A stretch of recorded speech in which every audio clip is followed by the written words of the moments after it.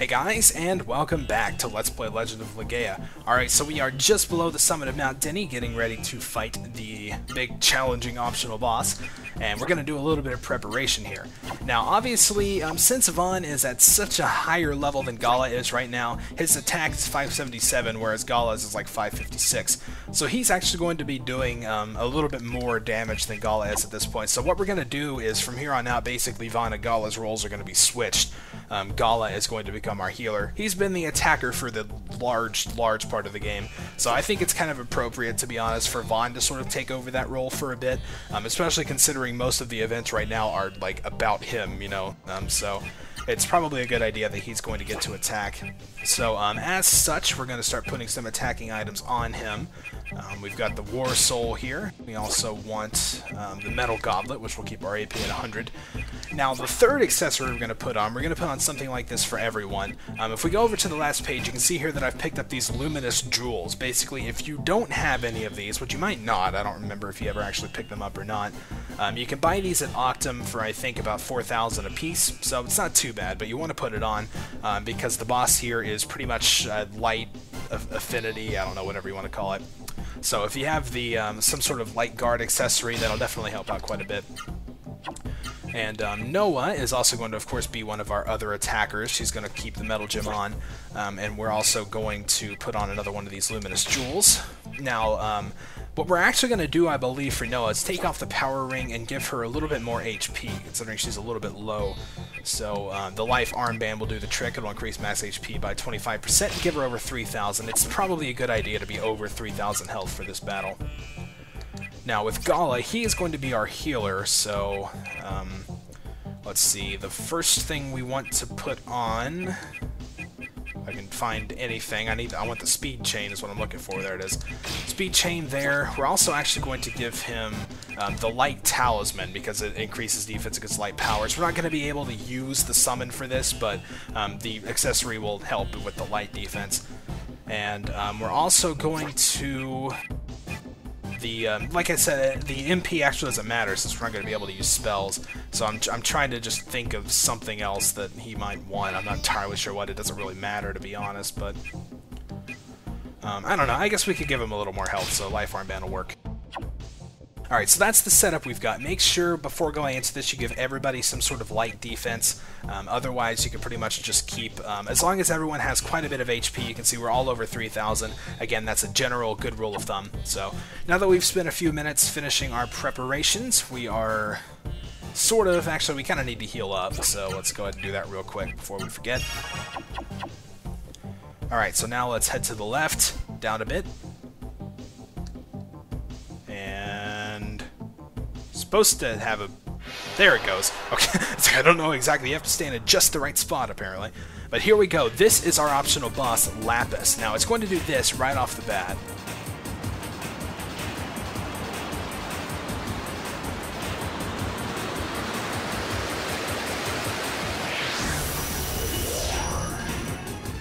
See, it's going to completely nullify anything MP related. No MP, no max MP, so that's why I said you can't use any spells because we're not going to have any sort of magic powers. So let's go ahead and Spirit out with everyone first.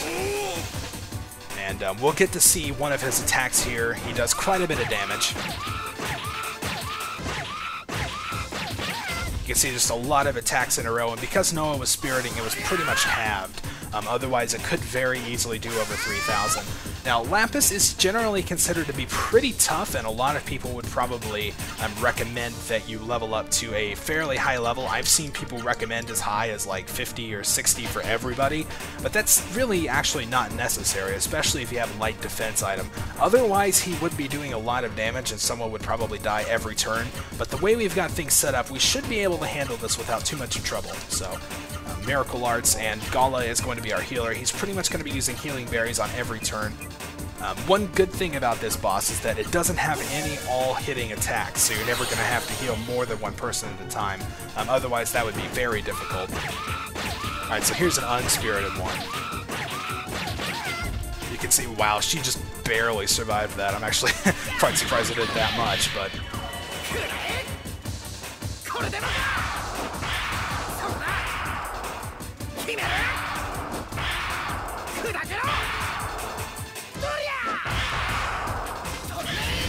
Yeah, see, it's definitely worth checking out that Vaughn can do like 7,500 damage with his Miracle Arts now, so he's going to be a huge part of this team again. So, pretty much, there's not really too much else to this battle.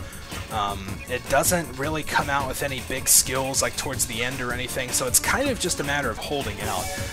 Doing like 3,000 per turn regularly is pretty daunting as it is, so I guess they just didn't really see fit to add too much else in there.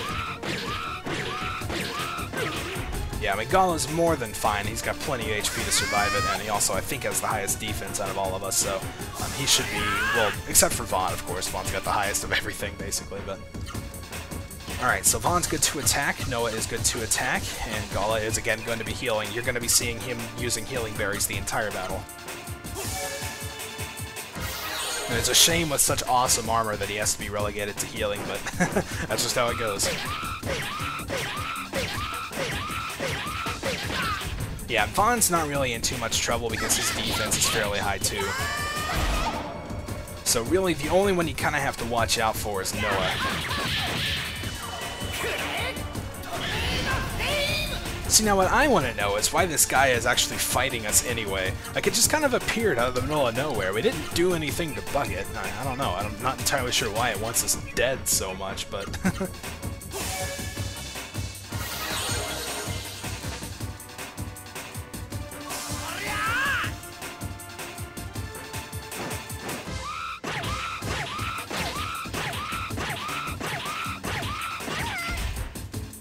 So whenever she's spiriting, it's fine. It's not really that big of a deal. You just kind of have to watch out whenever she's on her attacking turn.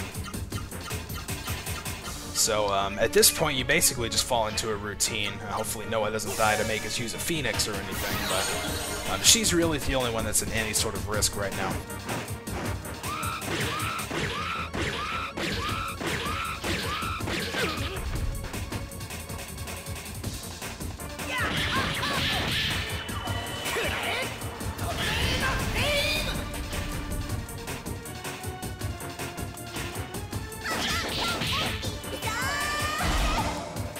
And I guess while we're here and it sort of started falling into that pattern, we can sort of talk about something that you can actually do with Lapis here. You know, most bosses are, okay, yeah, it was him that needed it, are gonna be immune to, remember the summon spell we picked up, Jado. It's like an instant death spell. Obviously, bosses like this would be immune to it, but it's actually a sort of like bug or glitch or something. I'm not entirely sure what to call it.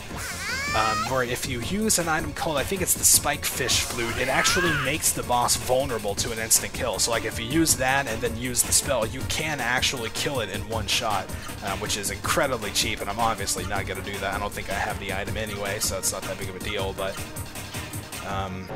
yeah, you can do that if you're feeling especially cheap, or you just absolutely can't beat it, but I don't know, it's more rewarding to do it the right way, you know?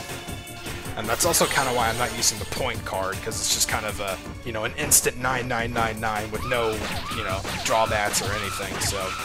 it's just kind of cheap, and I just don't like using it. That's why I haven't really been doing it too much. Alright, so we're getting some pretty good damage in. It should only be a few more turns, I think. Yeah, you can see we're already starting to knock it down, so it shouldn't be too much longer. It's not too tough, especially with Vaughn at the level he is. But really, even without it, I could have still done it. I just kind of went ahead and did it for the muscle dome, so I figured, well, we might as well take advantage of it, I guess.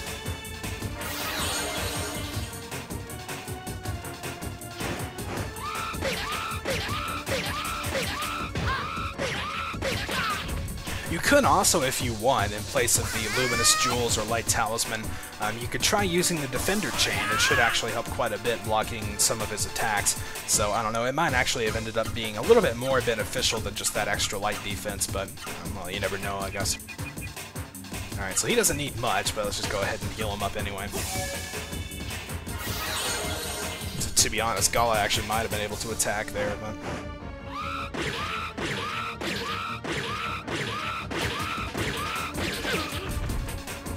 9 shots.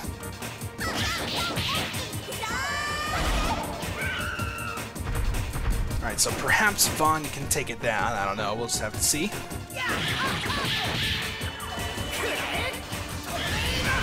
Yep, looks like that did it again, you can tell by the camera angle. So there you go, we have defeated Lapis with basically no trouble whatsoever, and we get the evil medallion for our troubles.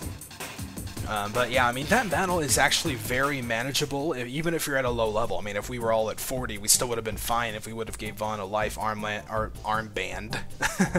So, yeah, I mean, you don't necessarily have to grind up too much. The level I was at would have been fine. The problem is, of course, after this you have no MP, so you're going to have to heal yourself up a little bit. So there you go, that takes care of Lapis. Now, the accessory that we picked up, I don't really remember off the top of my head what it does. Let's see, what was it? Oh yeah, the Chicken King. We'll get into that in a little bit, but... let's see, where was it? Evil Medallion, that's what we picked up. You can see its effect is Rage, unpredictable behavior. I'm really not entirely sure what that does, to be honest. It might sort of put your characters in a berserk-type state, or something like that, I'm not sure. But anyway, I usually just don't bother putting it on. You pretty much just defeat Lapis for its own sake, really. Alright, so let's head out now. We've only got one more side thing we need to take care of, and that is, of course, the Muscle Dome. So the next place we're going to go is up to Seoul, and that's also where you're going to end up getting that Chicken King that I sort of briefly, passed over a little bit earlier. So first things first, let's go ahead and make our way over to Seoul. I'm just about out of Doors of Wind.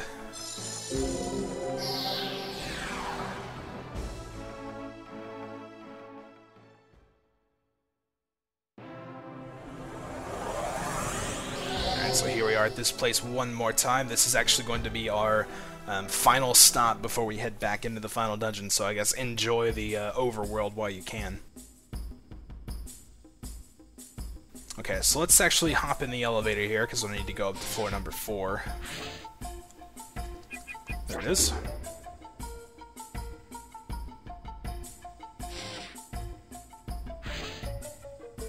Alright, so we make our way up just a little bit, and here is the Muscle Dome. Now, the Muscle Dome is a rather interesting little side thing you can do. This sort of, side fighting arena has been done in many, many RPGs before. It's definitely not an original concept, but the way they do it is kind of interesting. So this is Muscle Paradise, sign-up counter for the Coliseum Zone. We want to enter the tournament. And the fee for registering is, of course, 100 tokens. Now, it says we can register Vaughn for the tournament because he's the only one that can do it. I think I might have already been in all these once, so it just assumes you're going to register Vaughn. If you try to do no Arigala, they'll just say, no, no, no, I don't want to do it, and you're pretty much forced to. You can see we've got 3 different levels here, the beginner, the expert, and the master course. Of course, the master course is the very big one that we're going to be going for. It has a very nice reward. But just for the sake of demonstration, let's just go into the beginner. Welcome to the Muscle Dome! Okay, well, thank you. But yeah, I'm actually not going to go through this course just because it would take a while, even though it is the beginner course, and as you're going to see, very easy, the Red Piura. I mean, you remember how long ago we fought that, so level 50 it'd be no challenge. But basically, with this course right here, you can see we already can't use items. And we have our equipment, we have meta, we can use spells if we want, so, it's really not much of a challenge at all. What I'm actually going to do is run away. You can always do that at any point, and it'll kind of let you forfeit the match. And this is actually how you end up getting the Chicken King that I mentioned. You have to run from all 3 courses, one after the other, and once you do that, she'll grant you the Chicken King as a reward, I guess. But basically, as you go through different difficulties, not only do the enemies get tougher and, more later on in the game, but you start losing your ability to use things. By the time you get the Master Course, you're fighting the hardest enemies. You cannot use your equipment, you can't use items, and you can't use magic spells. So basically, the only thing that you have is your level, like your brute stats, and also your accessories, which are very, very important.